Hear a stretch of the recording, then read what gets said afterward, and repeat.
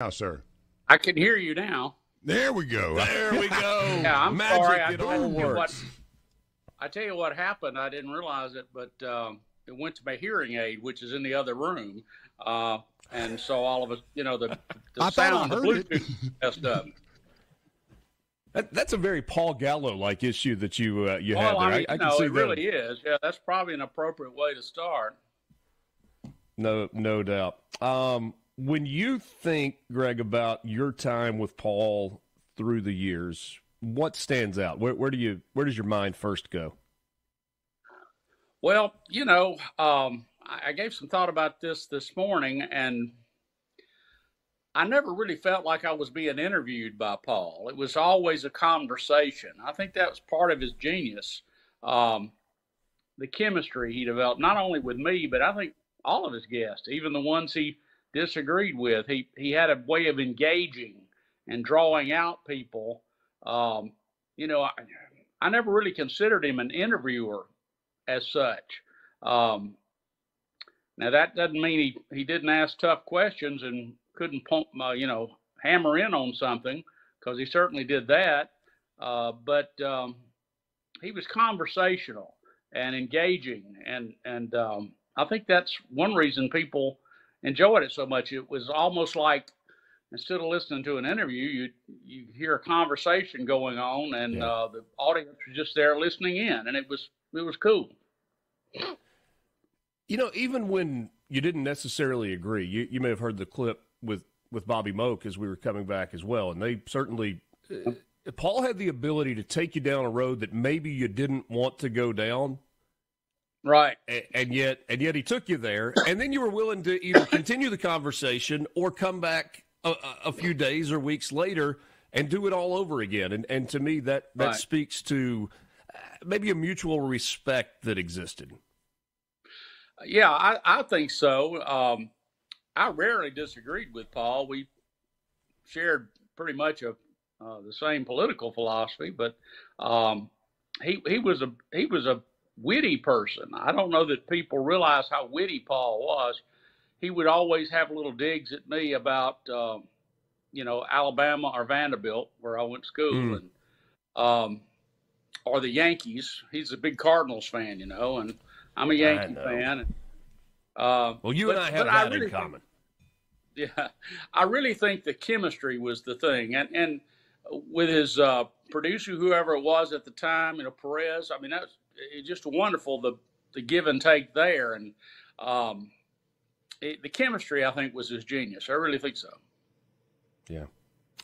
In terms of shaping the discourse, people have said that Paul's voice and the topics that he tackled mattered at the Capitol. Was that real? Yes. Oh, absolutely. Yeah. People would, for myself, I would always, when I was in the legislature, I had an apartment not far away, but I would wake up to Paul Gallo, and listening to see who was on and what was going on. And I'm Speaker Pro Tem, and I listen to Paul Gallo to hear what's going on. So it was a wonderful source of knowledge and information. And the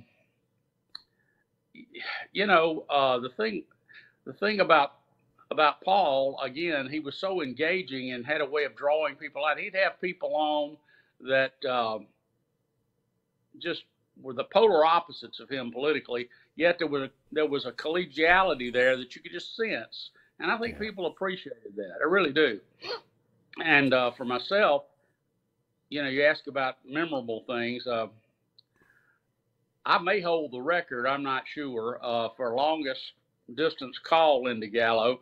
I was in China in 2012 in Chongqing, which is in western China, and I called into the Gallo show, and I told him I'm on the banks of, I think it was the Yellow River, I don't know what it was, but anyway, and that was pretty cool. I called in from China. I don't know if, unless he's gotten a call from space, I might hold the record. I don't know, but I kind of called on a whim, but it was cool. Wonderful thing, the internet. Yeah. Well, you had to calculate the time to know when he was on and where you were, and got it all figured out. Right, Greg. One of the things that fascinates me. I mean, Paul could transition from a complex issue that was happening politically in the House to praising Mississippi, whether it was, a restaurant or a musician or somebody that was on America's Got Talent or Dancing with the Stars or whatever. He loved life, and he loved seeing people with ties to Mississippi, from Mississippi, succeed. absolutely. I remember when he came over here for a remote, I guess it was, at the Max, at the Arts and Entertainment Center in downtown Meridian. Right. And I took him to dinner that night, as a matter of fact. But he was a big promoter of Mississippi, as you know, because it was born out of a deep love.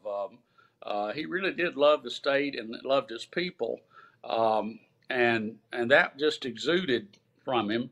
And I mentioned the other day online that Paul really, if you think about it, may have been the number one influencer in the state of Mississippi, at least in state. People listened to Paul. What he said was important. His show made an impact. And I mean, it's just a massive hole that he's left. And hopefully someone will step up, but it's going to be awfully hard to approach the genius of Paul Gallo. Greg Snowden, former member of the Mississippi House of Representatives, Speaker Pro Tem, and who knows how many times? How many times would you guess that you were on his radio show over the course of 20 years? I don't know, dozens, I'm sure. Yeah. I remember the first time it was in the old studio down the hall there, and I was there with 2 or 3 other colleagues. That must have been, we weren't in the majority then. That would have had to have been about probably 2008 or 9, I would guess. Wow. First time I was ever on his show. And newer studio again, was a whole lot nicer. After that. Pardon me? I said the newer studio is a whole lot nicer, no doubt about absolutely. that. A little more room to stretch out. Greg Snowden Paul, with us. I've been with Paul on remotes. I mean, I always enjoyed seeing him at the Neshoba County Fair. We'd sit up there right there on Founder Square, and Absolutely, it was great. He just was always, I believe it was sincere. I know it was sincere, but no doubt about that. Greg Paul, Snowden, thanks so much for joining us. We're out of time. Yeah, thank you. I appreciate it very much.